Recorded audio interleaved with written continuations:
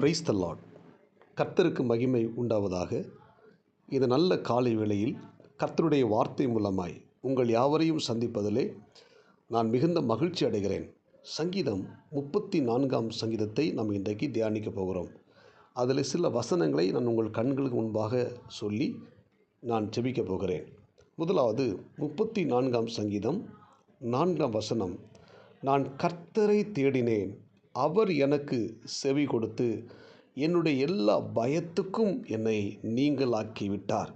அன்புக்குரிய தேவனுடைய பிள்ளைகளே, இங்கே தாவீது சொல்லுகிறார், நான் கர்த்தரை தேடினேன், அவர் எனக்கு செவி கொடுத்து எல்லா பயத்துக்கும் என்னை நீங்களாக்கி விட்டார்.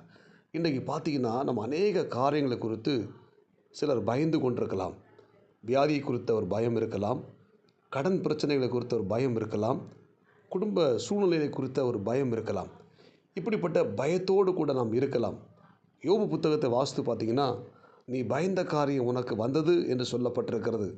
எனவே நம்ம சில குறிப்பிட்ட காரியத்துக்காக நாம் பயந்து கொண்டிருப்போமானால் அந்த பயந்த காரியங்கள் நம்முடைய வாழ்க்கையை சூழ்ந்து விடும்.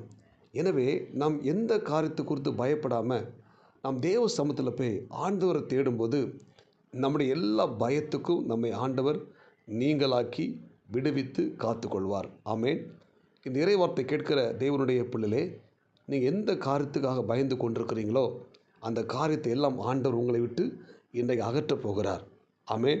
நீங்கள் பயந்த காரியம் உங்களை அணுகாதபடி நாம் தேவ சமூகத்தில் போய் கர்த்தரை தேடி அவர் சமூகத்தில் நாம் ஜெபிப்போமானால் நம்முடைய பயந்த காரியத்தை எல்லாம் நீக்கி நம்மை ஆஸ்வதிக்க நம்மை ஆண்டவர் வழிநடத்த போதுமானவராக இருக்கிறார். ஆமேன். ரெண்டாவது பார்த்தீங்கன்னா 5ஆம் வசனம், அவர்கள் அவரை நோக்கி பார்த்து பிரகாசம் அடைந்தார்கள், அவர்கள் முகங்கள் வெட்கப்பட்டு போவதில்லை என்று சொல்லப்பட்டிருக்கிறது. ரெண்டாவது, கர்த்தரை தேடும்போது பார்த்திங்கன்னா வெட்கமடையாத ஒரு வாழ்க்கையை, எந்த இடத்துல வெட்கப்படுத்தப்பட்டமோ அந்த இடத்துல நம்முடைய தலையை நிமிர பண்ணுவார். ஆமேன். அவர்கள் முகங்கள் வெட்கப்படவில்லை என்று சொல்லப்பட்டிருக்கிறது. அப்போ வெட்கப்பட்ட இடத்துல நமக்கு இரட்டத்தனையான பலனை கொடுப்பார். நீங்கள் எந்தெந்த இடத்துல வெட்கப்படுத்தப்பட்டீங்களோ அந்த இடத்துல உங்கள் தலையை கர்த்தர் நிமிர பண்ணுவார், நீங்கள் கர்த்தரை தேடும்போது. ஆமேன்.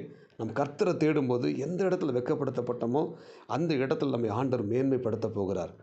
மூணாவது பார்த்திங்கன்னா 6ஆம் வசனம், இந்த ஏழை கூப்பிட்டான், கர்த்தர் கேட்டு அவன் இடுக்கண்களுக்கெல்லாம் நீங்களாக்கி ரட்சித்தார். இடுக்கண் என்பது துன்பம்.